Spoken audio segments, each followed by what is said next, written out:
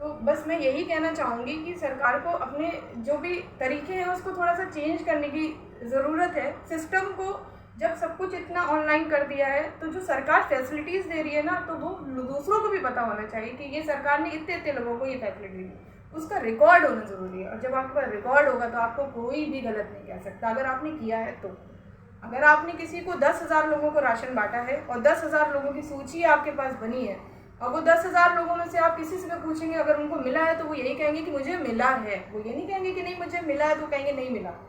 तो बस ये है कि अगर आप सच के साथ चलेंगे तो सच आप हमेशा जीतेंगे, और अगर आप झूठ का सहारा लेंगे, कोई भी इंसान है, कोई भी व्यक्ति अगर झूठ का सहारा लेगा तो वो कभी नहीं जीत सकता, कभी नहीं बढ़ सकता। फिर एक चीज़ आ जाती है कि जब वो हार जाता है तो वो भ्रष्टाचार करता है, अपराध करता है, लूटपाट करता है और अपने आप को ख़त्म करने की कोशिश करता है।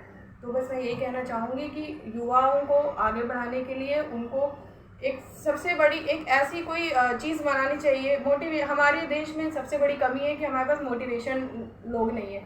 हमें कुछ ऐसा संस्था बनानी चाहिए जहाँ से हमें मोटिवेट किया जाए। अगर इस तरीके के भ्रष्टाचार लोग हैं, कोई कुछ कर रहा है, तो कुछ ऐसी हमारे पास एक हब होना चाहिए कि हम उन लोग को, अपराधियों को सज़ा ना दे करके उनको उन मोटिवेटर स्पीकर्स के पास भेजें, वो उनको समझाएं, उनका ब्रेन वॉश करें, उनकी थिंकिंग को बदलें। उनको अगर वो पढ़ना चाहते हैं तो उनको पढ़ाने के लिए आगे बढ़ें। अगर वो पढ़ाई की वजह से कोई अपराध कर रहे हैं या किसी भी चीज़ से रिलेटेड, तो उससे शायद हमारा देश बहुत आगे बढ़ सकता है। लेकिन अगर हम इन चीज़ों को ऐसे ही मारते पीटते रहेंगे तो शायद ये पूरी ज़िंदगी ही मारपीट में चली जाएगी और हम लोग भी मर के एक दिन चले जाएंगे। यही होता रहेगा।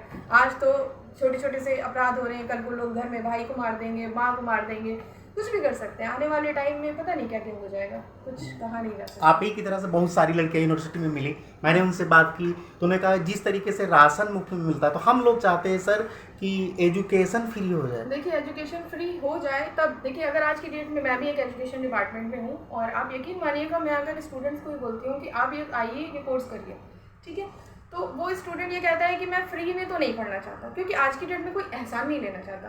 मेरा एक ड्रीम है, मैं आपसे वो शेयर करना चाहूँगी कि मैं ये चाहती हूँ मैं लोगों की मदद करूँ, जो लोग नहीं पढ़ पाते हैं उनको मैं पढ़ाऊँ, ठीक है, लेकिन मैं उनको फ्री में नहीं पढ़ाऊँगी। फ्री में इसलिए नहीं पढ़ाऊँगी, अगर मैं सरकार से भी हेल्प लूँगी तो सरकार भी मुझे हेल्प करेगी कहीं से, जनता के पैसे से ही करेगी।